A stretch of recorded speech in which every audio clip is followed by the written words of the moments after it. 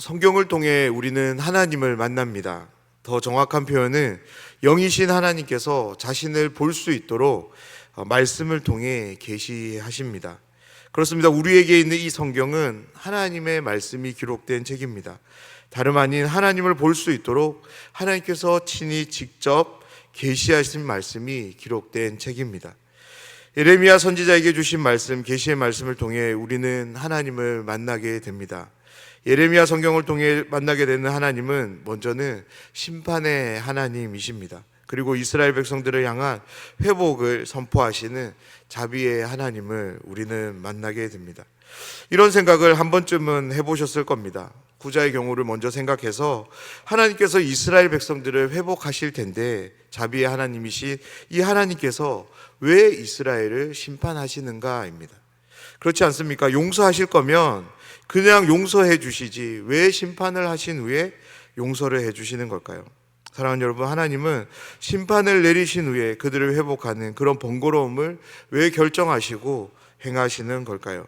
예레미야서는 이 질문에 대한 충분한 이해와 깊은 묵상으로 우리를 안내해 주는 아주 좋은 성경입니다.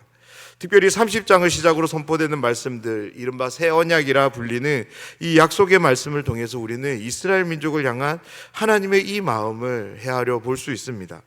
계속적으로 예레미야의 말씀을 읽어가면서 하나님의 마음, 이스라엘을 향한 하나님의 사랑, 계획을 깊이 들여다보고 헤아림, 묵상을 통해 하나님의 사랑을, 계획을 들여다보는 우리 모두가 되면 좋겠습니다. 이 새벽 시간 기도하며 하나님의 그 사랑을, 그 계획을 믿음으로 붙잡는 시간이 되길 원합니다.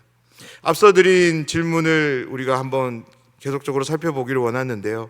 하나님은 그렇다면 이스라엘 민족을 왜 심판하시는 걸까요? 그것도 회복에 대한 말씀을 계속적으로 주시면서 그들을 향한 심판은 거두지 않으시는 걸까요? 바로 이스라엘 백성은 하나님과 언약 관계에 놓였기 때문입니다. 하나님과 이스라엘 백성은 언약 관계에 놓여 있기 때문에 하나님도 이스라엘 백성도 이 언약에 신실함을 보여야 했습니다. 만약 하나님과 이스라엘 백성들 사이에서 한쪽이라도 이 신실함을 깨뜨린다면 서로는 그에 따른 책임을 져야 합니다. 이 책임은 다름 아닌 생명을 담보로 하는 책임입니다. 언약의 히브리어는 카라트라는 단어인데요. 이 단어의 의미는 가르다, 쪼개다라는 의미입니다.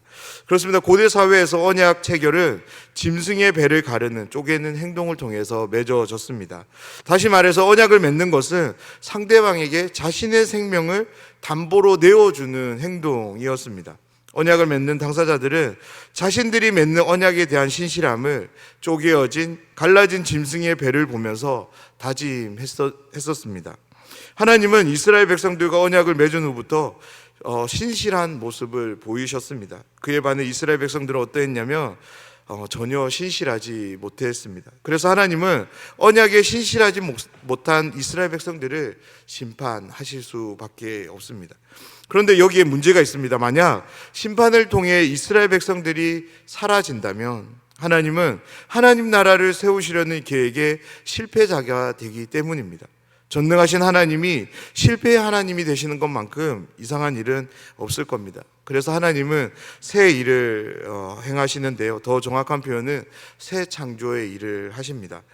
이 새로운 일에 대해서 새 창조라는 표현을 붙이는 이유는 이전의 언약인 옛 언약이 제공하고 안내했던 삶과는 전혀 다른 완전히 새로운 삶이 주어지게 될 것이기 때문입니다. 그렇다면 왜 하나님은 이 새 창조의 일을 이스라엘 백성들에게 베푸시는 걸까요? 바로 하나님께서 신실하신 분이시기 때문입니다. 비록 이스라엘 백성들은 하나님과 맺은 언약에 신실함을 보이지 않았지만, 실패했지만 신실하신 하나님은 그 언약을 계속적으로 이행해 가고 계시기 때문입니다. 그런데 여기에 더 놀라운 사실이 함께 하는데요. 이 새 창조의 일이 주어질 때 하나님은 이전보다 더 큰 사랑과 자비를 베푸신다라는 것이죠. 그들의 모든 허물을 심판하신 후 그들에게 더 큰 사랑과 자비를 베푸심을 통해 그들을 완전히 새롭게 바꾸신다라는 겁니다. 이것에 대한 온전한 성취는 바로 예수 그리스도의 십자가와 부활을 통해 우리는 확인하게 됩니다. 십자가에는 심판이 있습니다. 그리고 용서, 회복이 있습니다. 그런데 그걸로 끝나지 않고요. 하나님이 어디로 나아가게 하시냐면 부활, 즉 새 창조의 일로 이어가십니다. 오늘 본문인 예레미야 33장 1절에서 13절은 계속되는 새 언약에 관한 말씀으로, 이 말씀을 통해 하나님은 이스라엘 민족을 향한 심판을 말씀하시고 그 이후에 주어지는 회복에 대한 말씀을 함께 해주십니다. 여기서 우리가 기억해야 될 것이 있습니다. 이 모든 일들, 새 창조의 모든 일들이 전적으로 하나님께 속해 있다라는 겁니다. 바로 새 창조는 하나님의 절대 주권 아래 진행되는 일이라는 점입니다. 오늘 말씀은 바로 앞장인 32장에서 예레미야가 옥에 갇혀 있을 때 하나님으로부터 주어진 말씀을 계속적으로 이어갑니다. 말씀이 주어지고 난 다음 다시 하나님의 말씀이 예레미야에게 두 번째로 임하게 되는 거죠. 2절 말씀을 한번 보면, 이를 행하시는 여호와, 그것을 만들며 성취하시는 여호와, 그의 이름을 여호와라는 이가 이와 같이 이르시도다. 하나님은 예레미야에게 하나님이 어떤 분이신가를 다시 소개하십니다. 하나님은 어떤 분이시냐면 일을 행하시는 하나님이십니다. 그런데 그 일들을 만드시는 분이며 또한 성취하시는 분으로 말씀하십니다. 그렇다면 하나님은 왜 이러한 설명을 예레미야에게 들려주시는 걸까요? 이스라엘 백성들에게 주어지게 되는 이 새 언약에 대한 하나님의 입장과 태도가 어떠할지를 알도록 하기 위해서 이 말씀을 주시고 계시는 거죠. 무슨 말이냐면 이 새 언약을 누가 행하시냐면 하나님이 행하신다라는 거죠. 이 새 언약을 누가 만들었냐면 하나님이 만드셨고, 이전 언약인 옛 언약은 이스라엘 백성들의 불순종을 통해 성취되지 못했지만 앞으로 주어지게 되는 이 새 언약은 하나님이 직접 친히 성취해 가실 것이다.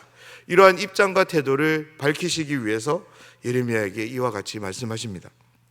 그러면서 하나님은 예레미야를 향해 한 가지를 더 요청하시는데요. 이 요청은 예레미야를 통해 이스라엘 백성들에게 전해지기 때문에 다름 아닌 모든 이스라엘 백성들을 향해 향하는 하나님의 요청의 말씀입니다.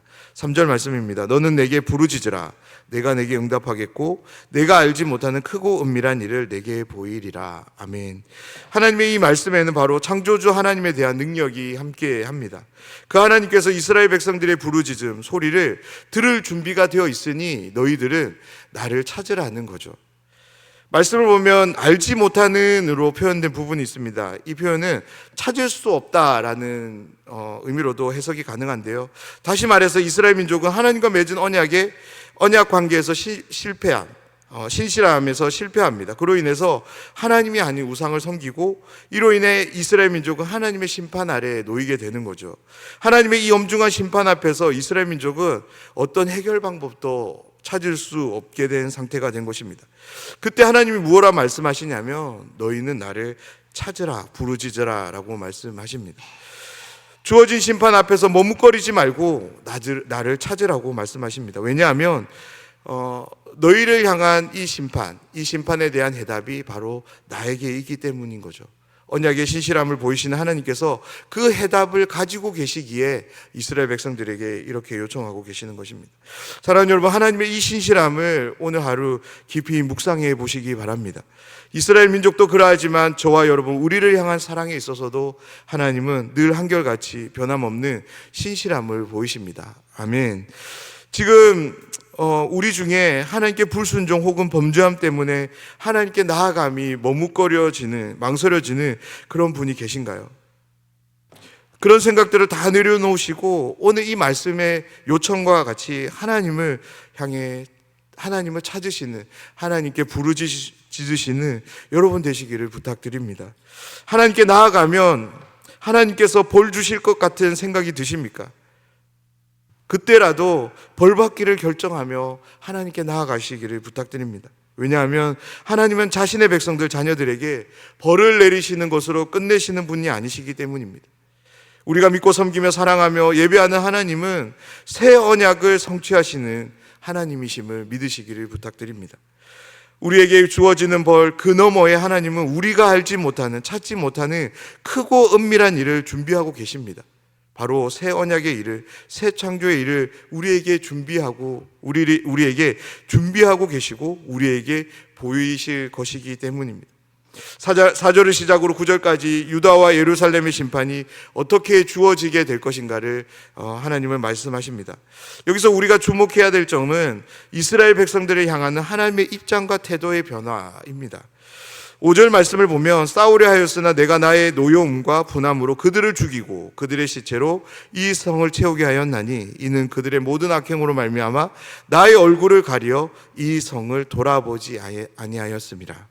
5절 마지막 말씀을 보면 하나님은 이스라엘 백성들로부터 자신의 얼굴을 가리셨다라고 말씀합니다. 그래서 이 예루살렘을 돌보지 않으셨다라고 말씀합니다. 그런데 6절에서 반절이 일어나는데요. 6절 말씀을 보면 그러나 보라 내가 이 성읍을 치료하며 고쳐낫게 하고 평안과 진실이 풍성함을 그들에게 나타낼 것이며. 아멘. 어떤 단어가 눈에 보이십니까? 그러나라는 단어가 보이시는지요? 5절에서 하나님의 입장과 태도가 어떠했냐면 이스라엘 백성들에게서 얼굴을 가리시는 하나님이셨습니다.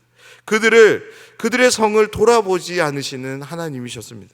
그런데 6절 이 그러나를 시작으로 하나님의 입장과 태도가 어떻게 바뀌냐면 치료하신다라고 말씀합니다. 고쳐서 낫게 할 것이라고 말씀하시고요. 그 땅의 평안과 진실이 그냥 적당히 주어지는 것이 아니라 풍성하도록 그들에게 나타내 보일 것이라고 하나님은 말씀하십니다. 사랑하는 여러분, 이것이 바로 새 언약, 새 창조의 일입니다.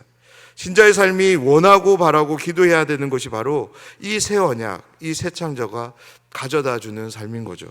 7절을 시작으로 우리가 한번 읽어가 보면 이전에 이스라엘의 모든 역사들을 통틀어 단 한 번도 볼 수 없었던 장면들이 소개되고 있는 것을 우리는 말씀을 통해 보게 됩니다. 사랑하는 여러분, 하나님께서 단지 입에 발린 말로 희망 고문하기 위해서 이스라엘 민족에게 주시는 말씀이 아닙니다. 우리는 신약 성경을 통해서 더 구체적으로 예수 그리스도가 이 땅에 오심을 통해서 이 모든 말씀들이 성취로 나타났음을 우리는 확인했습니다. 12절 13절의 말씀을 보면 하나님께서 한 목자를 통해서 이스라엘 백성들을 향한 회복의 말씀을 소개하는데요.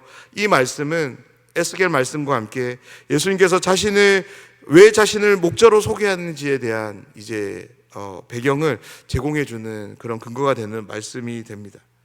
예레미야 30장에서 33장에 소개되는 이 새 언약에 대한 말씀은 우리의 신앙생활에 있어서 너무나도 중요한 말씀입니다. 무엇보다 이 새 언약의 말씀들은 예수님이 성취하셨고 예수님이 다시 오실 그 재림의 때에 완성을 이루게 될 것입니다. 오늘 말씀에서 확인할 수 있는 것처럼 하나님은 새 언약을 신실하게 성취해 가십니다. 오늘 하루 이 말씀 앞에 잠잠히 머물며 나의 삶에 함께하고 있는 새 언약의 성취를 말씀을 통해 바라볼 수 있는 우리 모두가 되기를 원합니다. 무엇보다 예수님이 다시 오실 때 완성될 그 새 언약의 역사를 소망 가운데 믿음으로 붙잡고 살아가는 우리 모두가 되길, 하나님의 신실한 자녀들이 되시기를 주님의 이름으로 축원합니다.